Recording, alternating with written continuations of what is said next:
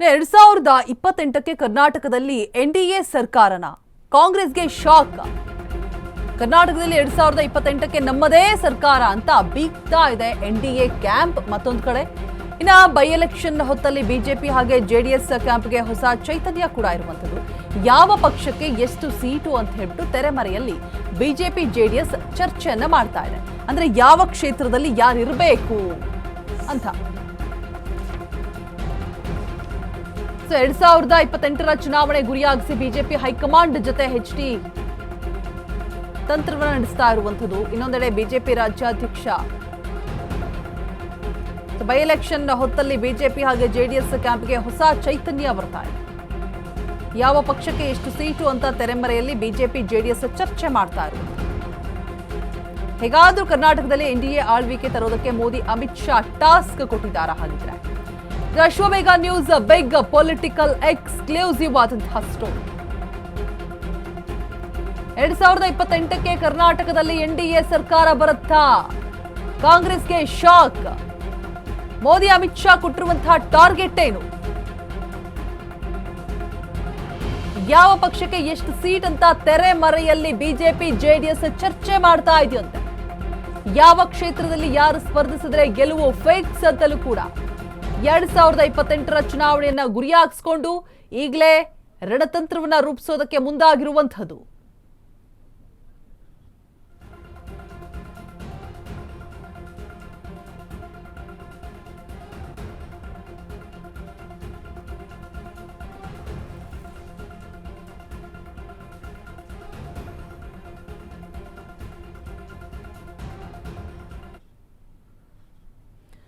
Vivek, JDS ಕ್ಯಾಂಪ್ಗೆ ಹೊಸ ಚೈತನ್ಯ ಬಂದಿರುವಂಥದ್ದು.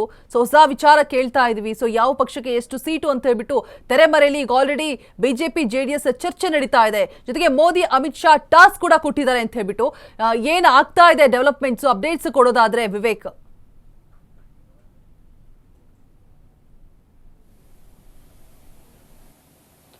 S ರೋಜಾ, ಈಗಾಗಲೇ ಏನು 2 ಕ್ಷೇತ್ರಗಳಲ್ಲಿ ಉಪಚುನಾವಣೆ ನಡೀತಿದೆ. ಇದು ಒಂದು ರೀತಿಯಾಗಿ ನಿರ್ಣಾಯಕ ಅಂತಾನೆ ಹೇಳ್ಬೋದು. ಒಂದ್ ಕಡೆ ಬಿಜೆಪಿ ಕೂಡ ದೊಡ್ಡ ಮಟ್ಟದ ಕಸರತ್ತನ್ನ ನಡೆಸ್ತಿದೆ ಗೆಲ್ಲಲೇಬೇಕು ಅಂತ. ಮತ್ತೊಂದು ಕಡೆ ಕಾಂಗ್ರೆಸ್ ಅವರು ಕೂಡ ದೊಡ್ಡ ಮಟ್ಟದ ಕಸರತ್ತನ್ನ ನಡೆಸ್ತಿದ್ದಾರೆ ಈ ಬಾರಿ ಉಪಚುನಾವಣೆಯಲ್ಲಿ ಗೆಲ್ಲಲೇಬೇಕು ಅಂತ. ಆದರೆ ಇದು ಏನಾದರೂ ಒಂದು ವೇಳೆ ಬಿಜೆಪಿ 2 ಕ್ಷೇತ್ರಗಳಲ್ಲಿ ಕೂಡ ಏನಾದರೂ ಜಯಬೇರಿಯನ್ನ ಸಾಧಿಸಿದ್ರೆ ಇದು ಎನ್ಡಿಎಗೆ ಒಂದು ರೀತಿಯಾಗಿ ಪ್ಲಸ್ ಆಗುವಂತ ಸಾಧ್ಯತೆಗಳು ಹೆಚ್ಚಿದೆ. ಜೊತೆಗೆ ಅವರ ಸೆಟ್ ಆಫ್ ಕಾಂಬಿನೇಷನ್ ಏನಿದೆ ಇದು ವರ್ಕೌಟ್ ಆದಂತೆ ಕೂಡ ಕಂಡು ಬರುತ್ತೆ. ಯಾಕಂದ್ರೆ ಇದೇ ಚುನಾವಣೆ ಒಂದು ರೀತಿಯಾಗಿ ಬೇಸ್ ಅಂತಾನೆ ಹೇಳ್ಬೋದು. ಇದೊಂದು ಪಿಲ್ಲರ್ ಅಡಿಪಾಯ ಹಾಕುವಂತ ಇದು ಚುನಾವಣೆ ಎನ್ಡಿಎಗೆ ಅಂತಾನೆ ಹೇಳ್ಬೋದು. ಯಾಕಂದ್ರೆ 2028ಕ್ಕೆ ಏನು ಸಾರ್ವತ್ರಿಕ ಚುನಾವಣೆ ನಡೆಯುತ್ತೆ. ಈ ಚುನಾವಣೆಗೆ ಒಂದು ಅಡಿಗಲ್ಲಾಗಿ ಇವತ್ತು ಬೇಸ್ ಆಗಿ 2 ಉಪಚುನಾವಣೆಗಳಲ್ಲಿ 2 ಕ್ಷೇತ್ರಗಳ ಪೈಕಿ ಈಗಾಗಲೇ ಏನು ಚುನಾವಣೆ ನಡೀತಿದೆ ಇದರಲ್ಲೇನಾದರೂ ನಿರ್ಣಾಯಕ ಬಿಜೆಪಿನೇ ಜಯಬೇರಿ ಸಾಧಿಸಿದ್ರೆ ಒಂದು ವೇಳೆ ಮುಂದಿನ ದಿನಗಳಲ್ಲಿ ನಮಗೆ ಯಾವುದೇ ರೀತಿಯಾಗಿ ತೊಂದರೆಗಳು ಕೂಡ ಆಗೋದಿಲ್ಲ. ಸೀಟ್ ಹಂಚಿಕೆ ವಿಚಾರದಲ್ಲೂ ಕೂಡ ಕ್ಲಿಯರ್ ಆಗಿ ನಾವು ಸೀಟ್ ಹಂಚಿಕೆಯನ್ನ ಮಾಡ್ಕೊಳ್ಬಹುದು. ಬಿಜೆಪಿ ಹಾಗೂ ಜೆಡಿಎಸ್ಗೆ ಮೈತ್ರಿಯಾಗಿ ಮುಂದುವರಿಯಬಹುದು. ನಮಗೆ ರಾಜ್ಯದ ಜನ ಎಲ್ಲರೂ ಕೂಡ ಒಪ್ಪಿದ್ದಾರೆ ಅನ್ನೋ ಒಂದು ಲೆಕ್ಕಾಚಾರ ಅಥವಾ ಒಂದು ಮನಸ್ಥಿತಿಗೆ ಕೂಡ ಬಿಜೆಪಿ ನಾಯಕರು ಬರುವಂತ ಸಾಧ್ಯತೆಗಳಿದೆ. ಜೊತೆಗೆ ಈಗಾಗಲೇ ಏನೋ ಬಿಜೆಪಿ ಹಾಗೂ ಜೆಡಿಎಸ್ ಅವರಿಬ್ಬರು ಕೂಡ ಒಂದಾದ್ರೆ ನಾವು 150ಕ್ಕೂ ಹೆಚ್ಚು ಸೀಟ್ ಗೆಲ್ತೇವೆ ಅನ್ನೋ ಒಂದು ವಿಶ್ವಾಸದಲ್ಲೂ ಕೂಡ ಈಗಾಗಲೇ ಬಿಜೆಪಿ ಜೆಡಿಎಸ್ ನಾಯಕರು ಕೂಡ ಇದ್ದಾರೆ. ಆದರೆ ಮುಂದಿನ ದಿನಗಳಲ್ಲಿ ಕಾದ್ ನೋಡಬೇಕಾಗಿರುತ್ತೆ. ಈ ಚುನಾವಣೆಯನ್ನ ಗೆದ್ರೆ ಅವರ ನಡೆಗಳು ಯಾವ ರೀತಿಯಾಗಿರುತ್ತೆ, ಒಂದು ವೇಳೆ ಸೋತ್ರೆ ಅವರ ನಡೆಗಳು ಯಾವ ರೀತಿಯಾಗಿರುತ್ತೆ ಅಂತ. ಒಂದು ವೇಳೆ ಏನಾದರೂ ಬಿಜೆಪಿ 2 ಕ್ಷೇತ್ರಗಳಲ್ಲಿ ಏನಾದರೂ ಸೋಲನ್ನ ಕಂಡರೆ ಅಥವಾ ಹಿನ್ನಡೆಯನ್ನ ಕಂಡರೆ ಬಿಜೆಪಿ ರಾಜ್ಯಾಧ್ಯಕ್ಷ ಸ್ಥಾನಕ್ಕೆ ವಿಜೇಂದ್ರ ಅವರಿಗೆ ಕುತ್ತು ಬರುತ್ತೆ ಎಂಬ ಒಂದು ಇಷ್ಟು ಮಾಹಿತಿಗಳು ಕೂಡ ಲಭ್ಯವಾಗ್ತಿದೆ. ಮಾತುಗಳು ಕೂಡ ಸಾಕಷ್ಟು ಚರ್ಚೆ ಆಗ್ತಿದೆ. ಒಂದ್ ಕಡೆ ರೆಬಲ್ ತಂಡದವರು ಕೂಡ ಈಗಾಗಲೇ ಸಾಕಷ್ಟು ಬಾರಿ ಹೈಕಮಾಂಡ್ಗೆ ಹೋಗಿ ಮನವಿ ಮಾಡ್ತಕ್ಕಂಥ ಕೆಲಸ ಆಗಿರ್ಬೋದು, ಬೇರೆ ರೀತಿಯಾಗಿ ಹೈಕಮಾಂಡ್ ನಾಯಕರಿಗೆ ಹೋಗಿ ಭೇಟಿಯಾಗೋದು, ಡೆಲ್ಲಿಗೆ ಹೋಗೋದು, ಈ ರೀತಿಯಾದ ಕೆಲಸಗಳು ಸಾಕಷ್ಟು ಬಾರಿ ರೆಬಲ್ ತಂಡದವರು ಕೂಡ ಮಾಡಿದ್ರು. ಆದ್ರೆ ನಿಜಕ್ಕೂ ಏನಾದರೂ ಇಲ್ಲಿ ಹಿನ್ನಡೆ ಆದ್ರೆ ವಿಜೇಂದ್ರನಿಗೆ ಬದಲಾಯಿಸುವಂತ ಸಾಧ್ಯತೆಗಳು ಕೂಡ ಒಂದ್ ಕಡೆ ಇದೆ. ಜೊತೆಗೆ ಯತ್ನಾಳ್ ಅವರು ಕೂಡ ಬಂದು ಇಲ್ಲಿ ವೀರಣ್ಣ ಚರಂತಿಮಠ್ ಪರವಾಗಿ ಬಿಜೆಪಿಯಿಂದ ಹೊರ ಇದ್ರು ಕೂಡ ಅವರ ಪರವಾಗಿ ಬಂದು ಪ್ರಚಾರ ಮಾಡಿದ್ದಾರೆ. ಇದೆಲ್ಲವೂ ಕೂಡ ಗಮನಿಸ್ತಾ ಹೋದ್ರೆ ಇದು ಉಪಚುನಾವಣೆಗಳು ಆದ ಬಳಿಕ ಯತ್ನಾಳ್ ಅವರಿಗೆ ಬಿಜೆಪಿ ಅವರು ಏನಾದರೂ ವಾಪಸ್ ತೆಗೆದುಕೊಳ್ತಾರಾ ಅಥವಾ ಏನಾದರೂ ಹಿನ್ನಡೆ ಆದ್ರೆ ವಿಜೇಂದ್ರ ಅವನಿಗೆ ರಾಜ್ಯಾಧ್ಯಕ್ಷ ಸ್ಥಾನದಿಂದ ದೂರ ಉಳಿಸ್ತಾರ ಅಂತ ಕೂಡ ಕಾದ್ ನೋಡ್ಬೇಕಾಗಿರುತ್ತೆ. ಜೊತೆಗೆ ಈಗಾಗಲೇ ಒಂದಿಷ್ಟು ಕಾಂಬಿನೇಷನ್ ಕೂಡ ತಯಾರಾಗಿದೆ ಎನ್ ಡಿ ಎಲ್ಲಿ ಅಂತಲೇ ಹೇಳ್ಬೋದು. ಒಂದು ಕಡೆ ಬಂದ್ಬಿಟ್ಟು ಈಗಾಗಲೇ ಒಕ್ಕಲಿಗ ಕಾಂಬಿನೇಷನ್ನಲ್ಲಿ ಎನ್ ಡಿ ಎಲ್ಲಿ JDS ಅವರಿದ್ದಾರೆ, ಮತ್ತೊಂದು ಕಡೆ ಲಿಂಗಾಯತ ಕಾಂಬಿನೇಷನ್ನಲ್ಲಿ ವಿಜೇಂದ್ರ ಹಾಗೂ ಯಡಿಯೂರಪ್ಪ ಅವರ ಫೇಸನ್ನು ಇಟ್ಕೊಂಡಿದ್ದಾರೆ.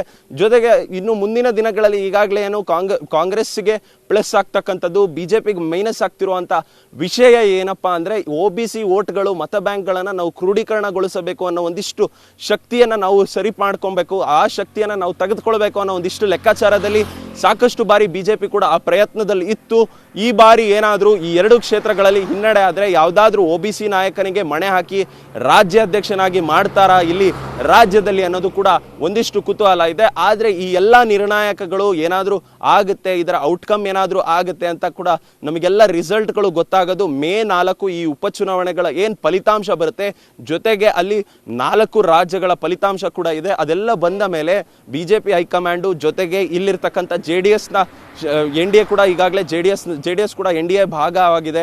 ಜೊತೆ ಕುಮಾರಸ್ವಾಮಿ ಅವರು ಕೂಡ BJP ಹೈಕಮಾಂಡ್ ಜೊತೆ ಚರ್ಚೆ ಮಾಡಿ ಮುಂದೆ ಯಾವ ನಿರ್ಧಾರಗಳನ್ನು ತೆಗೆದುಕೊಳ್ತಾರೆ ಅಂತ ಕಾದು ನೋಡಬೇಕಾಗಿರುತ್ತೆ ರೋಜಾ.